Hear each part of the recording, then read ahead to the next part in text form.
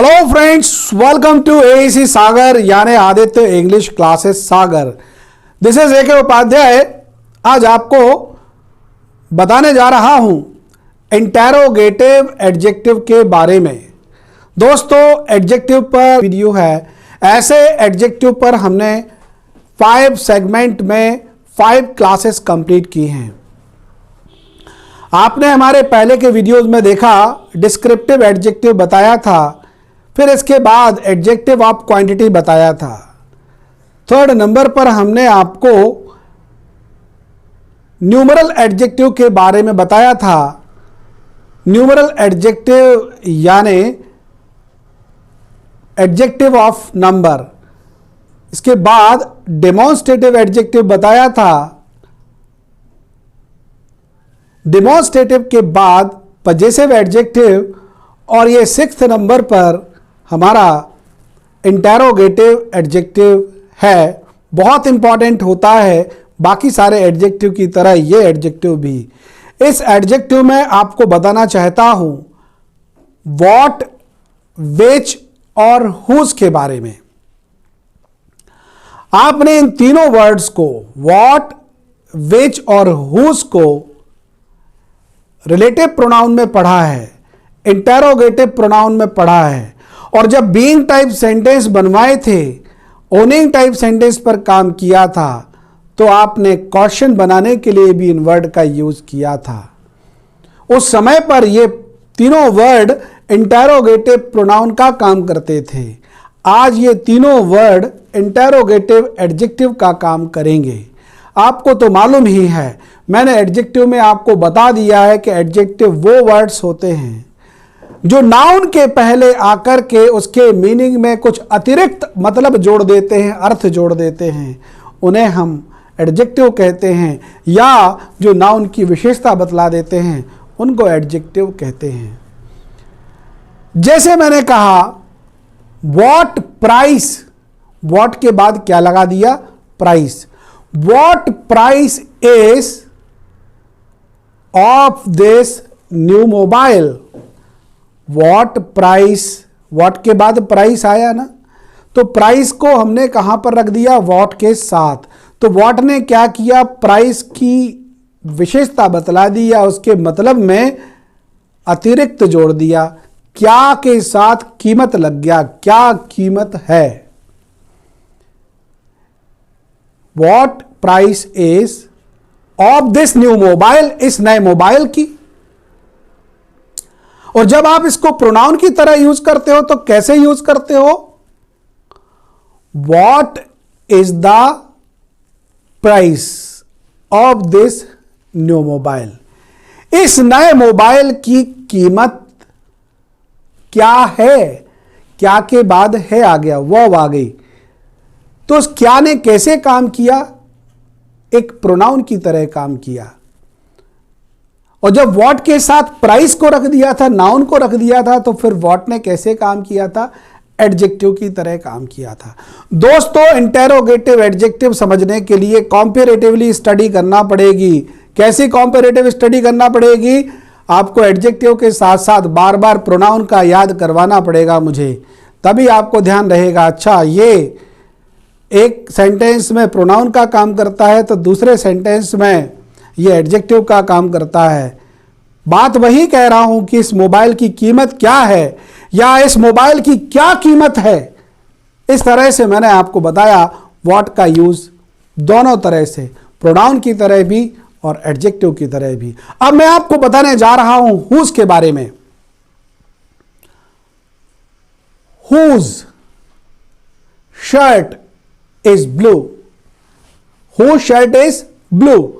किसकी shirt blue है? तो हुज के साथ शर्ट लगा है। शर्ट के मीनिंग में हुज एक अतिरिक्त मीनिंग जोड़ रहा है। किसकी शर्ट, किसकी शब्द जो है वो शर्ट के मीनिंग में अतिरिक्त जुड़ रहा है, उसकी विशेषता बतला रहा है। इसलिए हुज एक एडजेक्टिव का काम कर रहा है जिसे इंटेरोगेटिव एडजेक्टिव कहा जाएगा। Whose shirt is blue.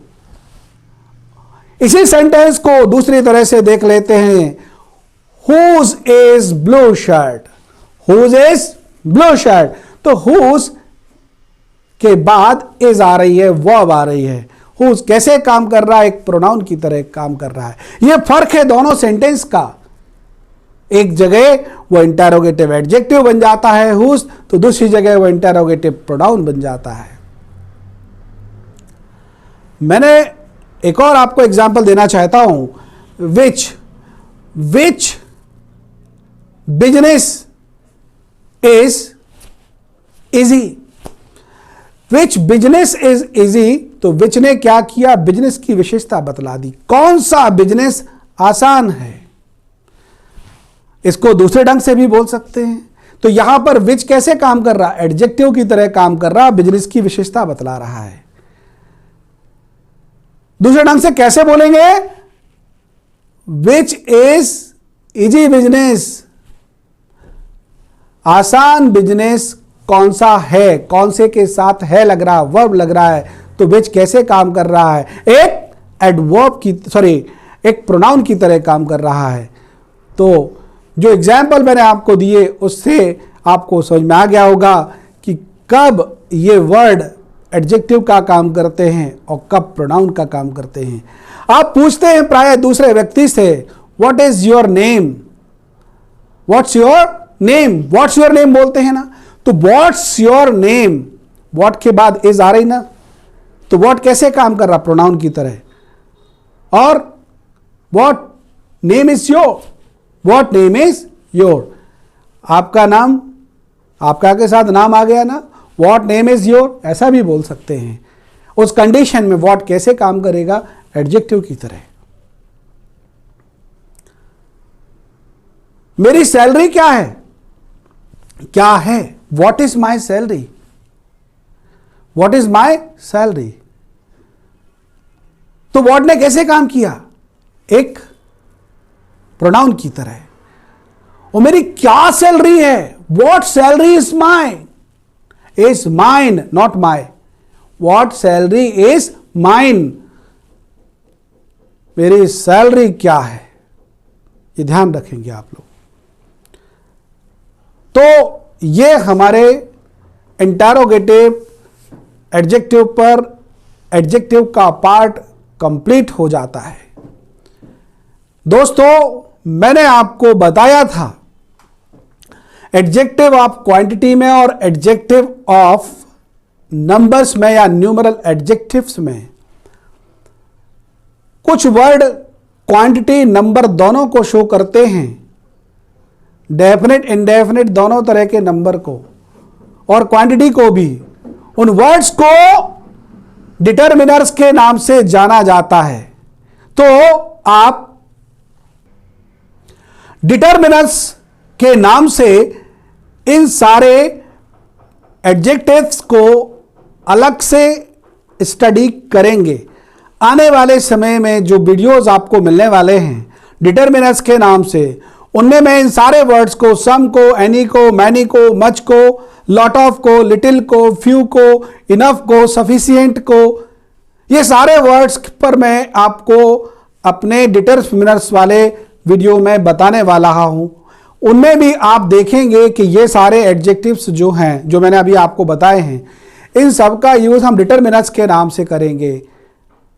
और इनके अलावा जो एडजेक्टिव ऑफ नंबर होते हैं, ए एन को, और इसके अलावा डेमोन्स्ट्रेटिव प्रोनाउन दैट का वीक फॉर्म होता है दा, या जिसको दी भी पढ़ते हैं, दा भी पढ़ते हैं, उसको भी लेंगे। साथ में आर्टिकल नाम के चैप्टर में पढ़ेंगे। आर्टिकल और डिटरमिनर्स दो चैप्टर ऐसे हैं जो एडजेक्टिव का ही पार्ट होते हैं। उन चैप्टर में मैं आपको बताऊंगा इनके बारे में। तो दोस्तों, इसके अलावा एक और चीज़ आपको बताना है एडजेक्टिव के चैप्टर में, डिग्री जो एडजेक्टिव के लिए ज़रूरी होती है, एडजेक्टिव की क्वांटिटी को बतलाती है। एडजेक्टिव के अलावा एडवर्ब्स की क्वांटिटी को भी बतलाती है। तो दोस्तों याद रखिएगा, आगे हमारे जो वीडियोस आने वाले हैं उनमें आपको एडजेक्टिव के बारे में बताया जाएगा, डिग्री के बारे में, तो डिग्री का वीडियो भी आप जरूर देखिएगा, आर्टिकल और डिटरमिनर्स का वीडियो भी जरूर देखिएगा।